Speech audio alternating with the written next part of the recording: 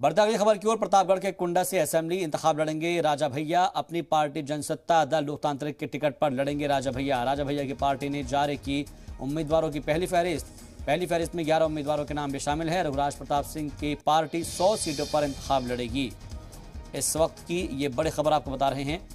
प्रतापगढ़ के कुंडा से असेंबली इंतखाब लड़ेंगे राजा भैया, ये बड़ी जानकारी मिल रही है। अपनी पार्टी जनसत्ता दल लोकतांत्रिक के टिकट पर लड़ेंगे राजा भैया। राजा भैया की पार्टी ने उम्मीदवारों की पहली फहरिस्त जारी की है और इस पहली फहरिस्त में 11 उम्मीदवारों के नाम शामिल है। रघुराज प्रताप सिंह उर्फ राजा भैया की पार्टी 100 सीटों पर इंतखाब लड़ेगी, ये भी जानकारी हासिल हो पा रही है। इस वक्त की ये बड़ी खबर आपको बता रहे हैं। प्रतापगढ़ के कुंडा से असेंबली इंतखाब लड़ेंगे राजा भैया, इस बात का ऐलान बाज़ाब्ता तौर पर कर दिया गया है।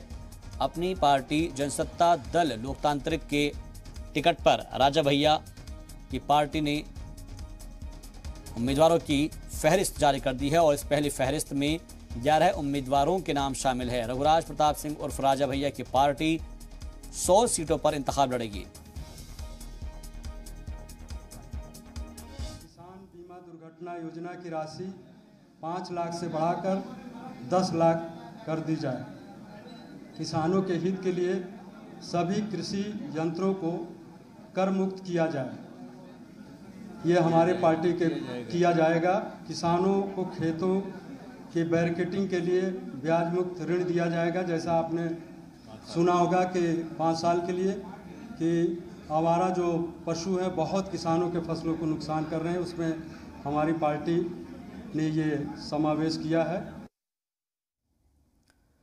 और इस खबर पर मजीद जानकारी के साथ जी मीडिया नुमाइंदे जब्बार खान हमारे साथ बराह रास्त जुड़ गए हैं, सीधे उनका रुख करते हैं। जब्बार, क्या जानकारी हासिल हो पा रही है?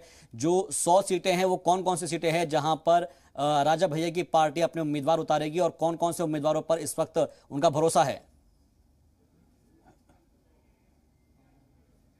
देखिए शहबाज, करीब 11 लोगों की आज लिस्ट जारी कर दी गई है। कहा यह जा रहा है कि अभी राजा भैया की पार्टी दूसरे तमाम दलों के साथ में गठबंधन की कवायद की शुरुआत और कोशिश करना शुरू कर चुकी है, लेकिन क्या कोई पार्टी उनको अपने साथ में मिलाएगी? समाजवादी पार्टी से ज़्यादा नज़दीकी देखी जाती है, तो क्या समाजवादी पार्टी इनके साथ में गठबंधन करेगी या फिर क्या बीजेपी के लिए भी कोई रास्ता ऐसा खुला हुआ है इस पार्टी के लिए कि बीजेपी अपने साथ में लेकर के आएगी? हालांकि आज 11 लोगों की लिस्ट जरूर जारी की गई है, जिसमें रघुपत प्रताप सिंह राजा भैया का नाम सबसे पहले नंबर पर है, जो कि कुंडा से हमेशा की तरह वो लड़ेंगे। इसके साथ साथ में प्रतापगढ़ प्रयागराज की 2 सीटों के लिए जालौन, गोंडा, बहराइच, जालौन, बदायूं, सोनभद्र और एटा, ये 11 सीटें हैं जिन पर आज कैंडिडेट्स के लिस्ट का ऐलान किया गया है। मगर इसके साथ में जो मैनिफेस्टो आज जारी किया, करीब 16 ऐसे बिंदु, ऐसे निकात हैं जिनको लेकर के राजा भैया की पार्टी जनता के बीच जा रही है, जिसमें किसानों पर काफ़ी कुछ फोकस है, जिसमें एजुकेशन को लेकर के काफ़ी कुछ फोकस किया गया है,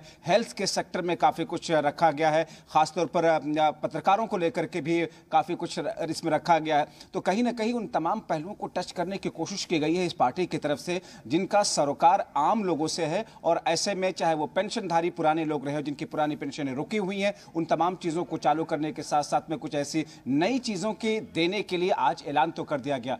मगर दिलचस्प ये रहा कि उम्मीदें की जा रही थी कि शायद राजा भैया भी इस मंच पर जो मेरे पीछे यहाँ पर आएंगे, मगर आज वहाँ पर आए नहीं। फिर बाद में ये कहा गया कि इस प्रेस कॉन्फ्रेंस के बाद में मुलाकात करेंगे, ऑफ द रिकॉर्ड बात करेंगे, लेकिन आज तो फिलहाल वो आए नहीं। लेकिन उनकी गैर मौजूदगी में जो राष्ट्रीय महासचिव है, प्रधान महासचिव, उन्होंने आज एक प्रेस कॉन्फ्रेंस की है और घोषणा पत्र, जिसे मैनिफेस्टो कहा है, या फिर लिस्ट जो कि कैंडिडेट्स की है, 11 लोगों की लिस्ट जारी कर दी गई है। लेकिन इस पूरे मामले में अभी एक ऑडियो सामने आया था अखिलेश यादव का, जब राजा भैया को लेकर के उनसे सवाल किया गया तो वो कहते हैं कौन राजा भैया?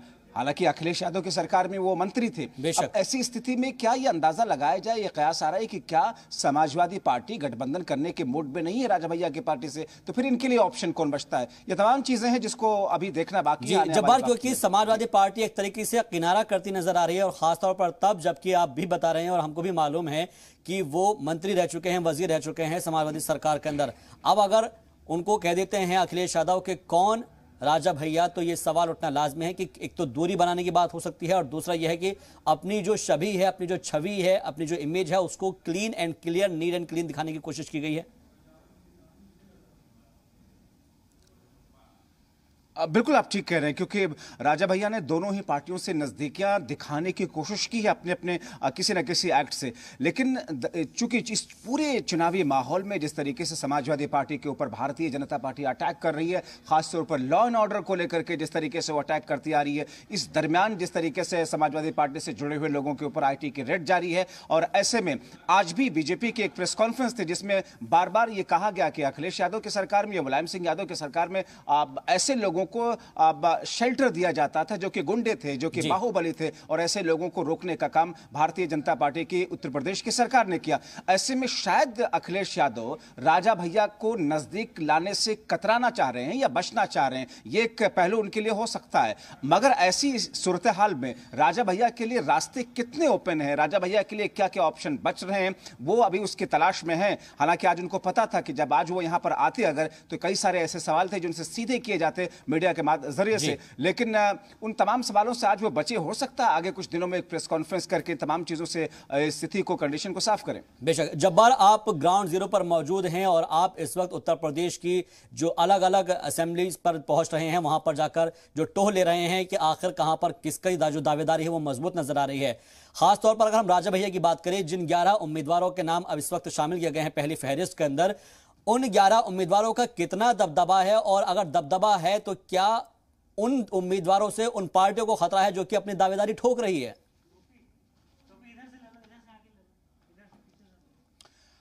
देखिए, इसमें जिन लोगों के नाम आज इस पहली लिस्ट में आज हैं, उसमें राजा भैया को छोड़ दिया जाए तो बाकी लोगों का अपना कुछ असर है।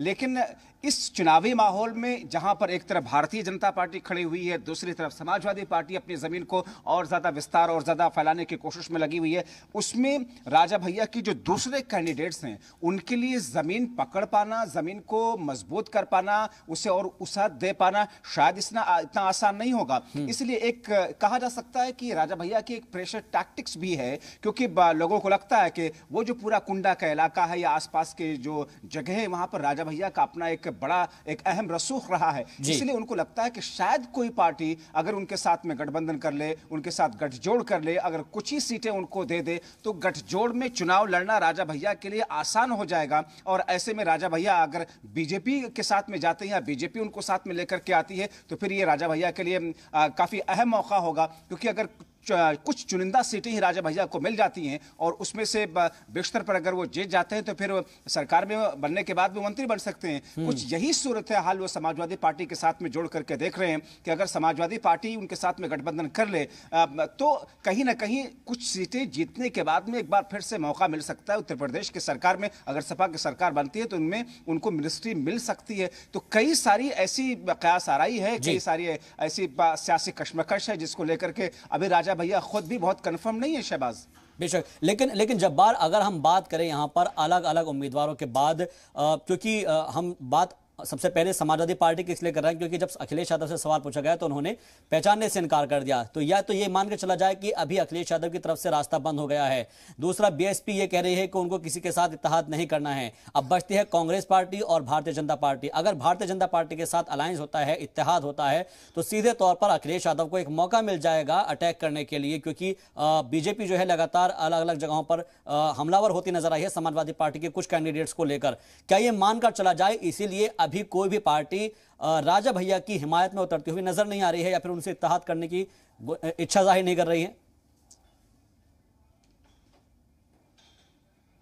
आप बिल्कुल ठीक कह रहे हैं और यही वजह है कि राजा भैया के सामने अभी ऑप्शंस हैं नहीं। जैसा कि आपने कहा, कांग्रेस पार्टी बिल्कुल मूड में नहीं, ना वो करेगी राजा भैया से गठबंधन। बीएसपी ने पहले ही ऐलान कर दिया है। समाजवादी पार्टी के सदर अखिलेश यादव पहले भी इस किस्म की जबान का इस्तेमाल करके एक तरीके से एक मैसेज दे चुके हैं कि फिलहाल हम तो राजा भैया को अपने नजदीक नहीं लाने जा रहे हैं। हालांकि ये सियासत है, अभी आगे चुनाव के ऐलान के वक्त में आगे क्या कुछ हो सकता है वो देखना अहम होगा। लेकिन फिलहाल समाजवादी पार्टी के सदर अखिलेश यादव फिलहाल इस मूड में नहीं नहीं है। रहा सवाल भारतीय जनता पार्टी का, मुझे नहीं लगता है कि भारतीय जनता पार्टी राजा भैया को अपने साथ में मिलाएगी, गठजोड़ करेगी, क्योंकि बीजेपी के साथ में जो पार्टियां अभी फिलहाल हैं वो उसके लिए काफी नजर आ रही है। बीजेपी को ऐसा लगता है कि चाहे वो अपना दल हो या फिर दूसरी पार्टियां हो जो उसके साथ में गठजोड़ में है, उसकी बुनियाद पर बीजेपी को लगता है कि हम ठीक है, हम एनएफ है अपनी सियासी जमीन को और बिल्कुल, और इसीलिए किसी को अंदर दखलंदाजी करने की इजाजत बीजेपी की तरफ से भी हो सकता है शायद ना दी जाए। आप मेरे साथ बने रहिए क्योंकि इसी से जुड़ी हुई एक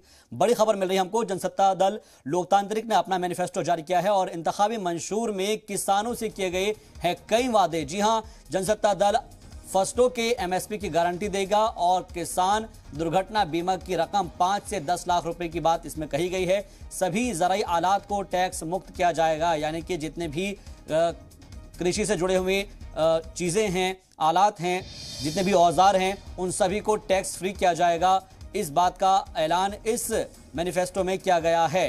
तो ख़ास तौर पर जनसत्ता दल लोकतांत्रिक जो पार्टी है उसने अपना मैनिफेस्टो यानी कि इंतखाबी मंशूर जारी कर दिया है और इस इंतखाबी मंशूर में किसानों से कई वायदे किए गए हैं। जनसत्ता दल किसानों के लिए कई सारी सौगात लेकर आएगा। अगर वो इक़्तिदार में आता है तो उसमें फसलों के एमएसपी की गारंटी की बात कही गई है। साथ ही जो किसान के साथ कोई हादसा हो जाता है तो उसके बीमा की रकम 5 लाख रुपए से बढ़ाकर 10 लाख रुपए करने की बात कही गई है और उसके साथ सभी ज़राई आलात को टैक्स से अलहदा रखा जाएगा, यानी कि टैक्स फ्री किया जाएगा। ये तमाम चीजें जो है बताई गई है।